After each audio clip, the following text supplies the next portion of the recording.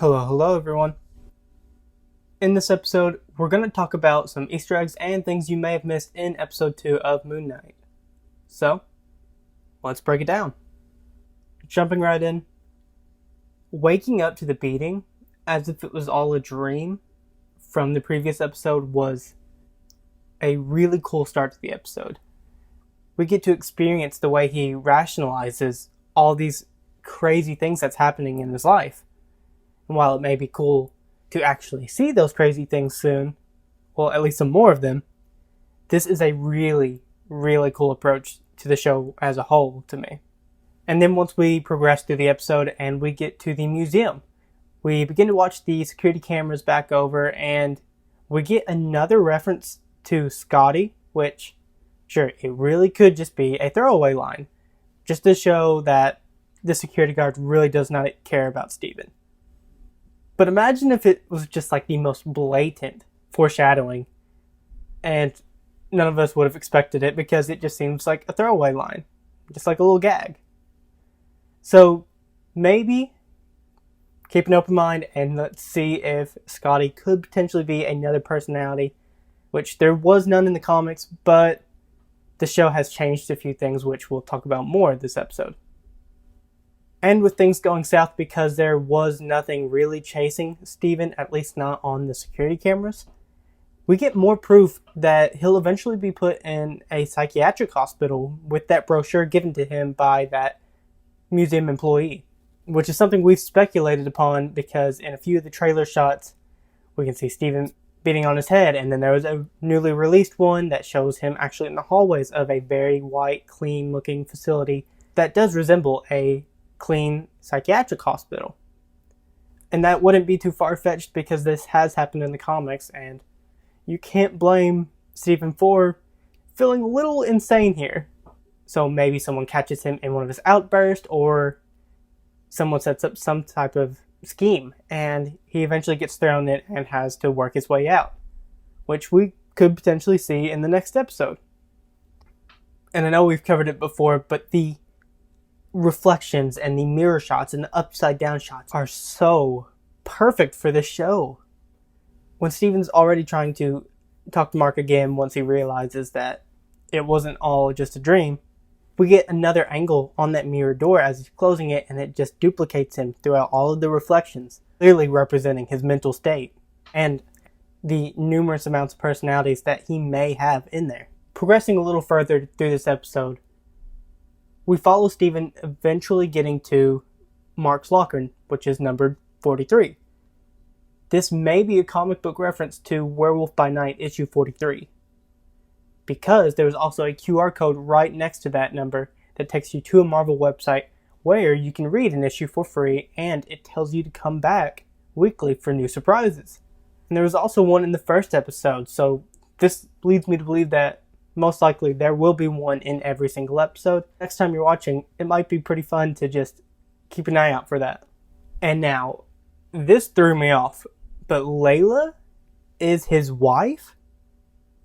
I wasn't expecting that at all. I just thought that she was a previous love interest, but Marc and Layla are actually married.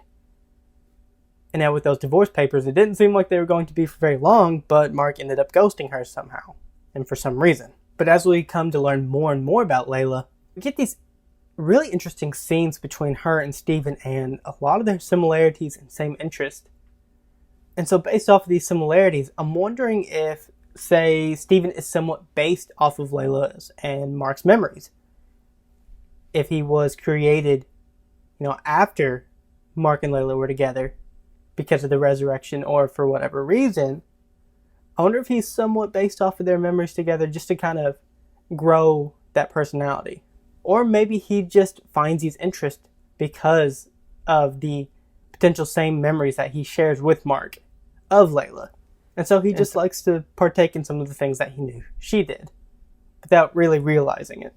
Following these scenes, when Arthur's members confront Steven in his apartment about potentially stealing anything from the museum, when they're obviously looking for the scarab, one of the guards ends up holding this pyramid and actually spends a little time focusing on it, seeming pretty shocked that Steven has it. And while Steven brushes it off, saying it's just some kind of paperweight and stuff, it may actually be the same one that we see in episode 1. As he's talking to the tour guide Dylan, there is a pyramid on the shelf back behind him. So either he just actually bought it from there, or for some reason Marc took it. It may not be that big of a thing, but it was just a little strange that he focused on it that long. And talking about that tour guide, as I talked in previous videos about how it didn't make sense that she didn't notice the accent changes between Marc and Steven when discussing their date, it makes even less sense now, considering that Marc didn't want a relationship with Layla to put her in harm's way, especially through Khonshu. But he did want the divorce papers, so maybe he just wanted like a one-night stand or something in his life to not be related to Khonshu. Or, as I theorized, it could be another personality that we've yet to see that also has an English accent just like Steven, which would explain a little bit more on why no one at work has noticed the accent changes. The other main personality in the comics is known as Jake, who is a cab driver who likes to keep his ear close to the ground because it's a lot easier to talk to a quote-unquote random cab driver. Potentially he's working there just listening in on things as well, or maybe it's even a personality named Scotty that we've yet to see. Who knows? However, we do find out this episode that Arthur Harrow actually used to be Khonshu's previous avatar. And that explains how he knows so much, which definitely gives him an upper hand, especially when trying to get into Steven's already fractured mind. And you sort of start to understand Arthur's cause and what exactly he's talking about and why he serves his goddess. That is until Steven brings up the great points about judging someone too early before they've even had the chance to do any good.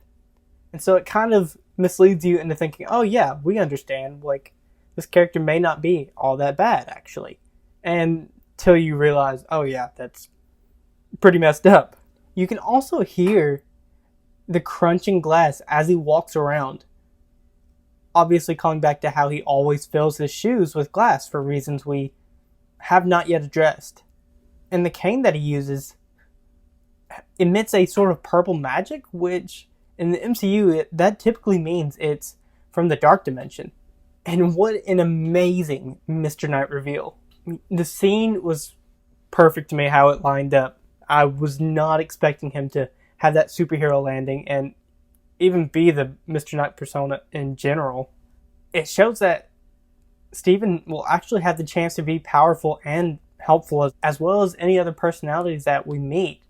And that's really cool because along the way we'll see how Marc and Steven really begin to respect each other, which we sort of do some in this episode, and how they will actually come to use one another more and more.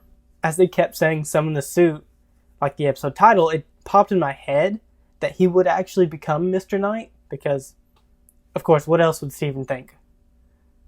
But it went away just as quickly because everything going on this episode was just non-stop excitement and suspense. They even have different weapons, which is cool because it almost reflects the differences between Marc and Steven and how they view justice and how far they're each willing to go to get that justice. Marc has these sharp-edged crescents, while Steven has blunt batons, even though we don't see him use them, and he decides to use his fist weirdly. And circling back to Steven potentially going into a psychiatric hospital, it's pretty interesting that no one else can see these creatures. And so whether or not they are real, the security camera footage and all the eyewitnesses who didn't actually see this monster are going to be able to attest, or at least sway Steven into believing that he does need the help. During that same fight, the bus behind Steven and the Jackal actually has a banner that references the GRC that was introduced in Falcon and the Winter Soldier. It even reads, and I quote, "reuniting you with your better half," referencing not only half of the population being snapped in Infinity War, but Marc and Steven starting to realize the value of one another. And since there's only 6 episodes and Steven is apparently Mr. Knight, maybe that is all the personalities that we will see this season, unless the name Scotty actually does prove to be more than just a reference at the end of the season. But for now, they may keep the reveals at a minimum and save things for a later season. Because with as good as this show has been so far, there has to be another season, or at least a solo movie. And I guess now that Steven willingly gave up control, he could communicate with Marc finally. Because that was something we hadn't seen yet to the end of this episode. It seems like Steven has always been around, though.